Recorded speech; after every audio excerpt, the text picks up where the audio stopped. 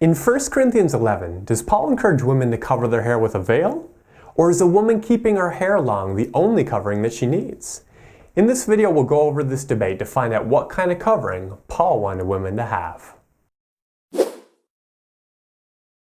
In the NASB Bible, the words cover and uncover are used 6 times in 1 Corinthians 11. Here's a few snippets that illustrate this. Every woman who has her head uncovered while praying or prophesying disgraces her head. For if a woman does not cover her head, is it proper for a woman to pray to God with her head uncovered? But the debate over what the covering is comes later in verses 14 and 15. Let's read that now. Does not even nature itself teach you that if a man has long hair, it is a dishonor to him? But if a woman has long hair, it is a glory to her, for her hair is given to her for a covering. Now, no one disputes that what Paul's talking about here in these 2 verses is hair lengths. That's clear. Men are to have short hair, and women are to keep their hair longer than men's. What's debated is how this passage relates to the rest of Paul's argument about covering. Those who would advocate a cloth or an artificial head covering would say, Paul in this passage is appealing to what nature teaches us about our hair lengths as a reason for why women should use an artificial covering. The other side says, no, this isn't a reason, it's an explanatory passage on what the covering is. It shows that Paul was concerned with hair lengths all along. So, which one is it? I'd like to give you 5 reasons why I believe Paul is speaking about an artificial covering when praying or prophesying. Reason number 1. In verse 15, the Greek word for covering is a completely different word than what was used in the rest of the chapter. Now, do you remember how I said the words cover or uncovered are used 6 times in 1 Corinthians 11? Let's take a look at the first 5 of those references. But every woman who has her head akatakaloptos. For if a woman does not katakalupto her head, let her also have her hair cut off. But if it is disgraceful for a woman to have her hair cut off or her head shaved, let her katakalupto her head. For a man ought not to have his head katakalupto. Judge for yourselves. Is it proper for a woman to pray to God with her head akatakaloptos?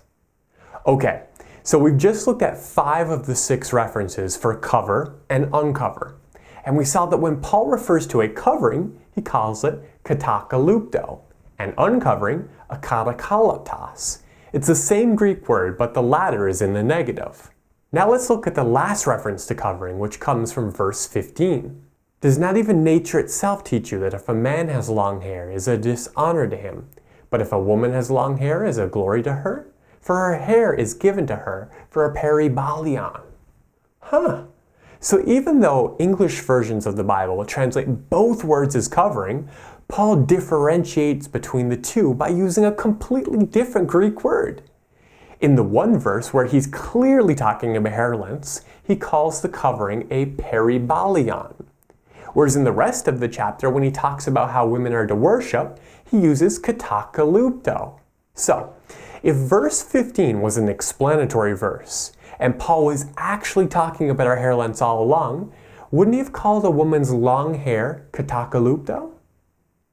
Reason number 2. If long hair was the only covering mentioned in this chapter, then there's a major problem with verse 6. Let me show you what I mean. If long hair was the same as being covered according to Paul, what would be being uncovered? It would be having short hair, right? The opposite of covered is uncovered, and the opposite of long hair is short hair. So if that's what Paul had in mind, let's do some word replacement in verse 6. Where we see the words cover her head, let's replace that with have long hair. For if a woman does not have long hair, let her also have her hair cut off. Let's look at that again in another Bible translation. For if a wife will not have long hair, then she should cut her hair short.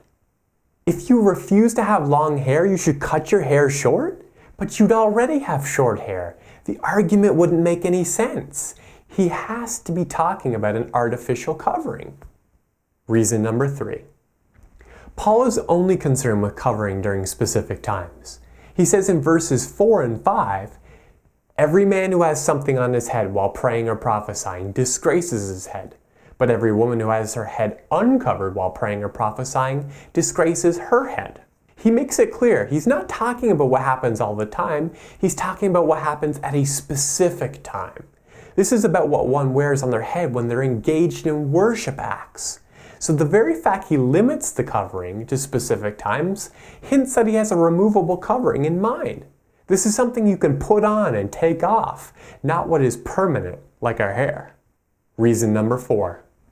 In verse 15, a woman's long hair is called her glory. Whereas earlier in verse 10, Paul says a woman is to wear a symbol of authority on her head. The fact that these two purposes are antithetical shows us that more than one covering is being discussed. One is natural, the other artificial. One permanent, the other removable. One is a glorious thing, the other is symbolizing submission to authority. Reason number 5. Finally, the fact that the church unanimously understood Paul to mean an artificial covering until recent times is a very strong point. We're talking about 1900 years of history with the church all saying the same thing. And the attestation to head covering being artificial rather than long hair is really early. For example, Tertullian, writing only 150 years after Paul wrote 1 Corinthians 11, said that the church in Corinth was still practicing veiling in his own day. He said, "So too did the Corinthians themselves understand him. In fact, at this day the Corinthians do veil their virgins. What the apostles taught, their disciples approved." Clement of Alexandria, writing around the same time, said, "Woman and man are to go to church decently attired, for this is the wish of the word, since it is becoming of her to pray veiled." And Hippolytus said, "Let all the women have their heads covered with an opaque cloth." So in light of the witness of church history, the differentiation in Greek words, the verse 6 problem passage, the fact that covering is only for a specific time, and that covering is a symbol of authority, not her glory, it's best to understand Paul is saying that women are to have long hair, but during times of worship, they're to cover it with a veil.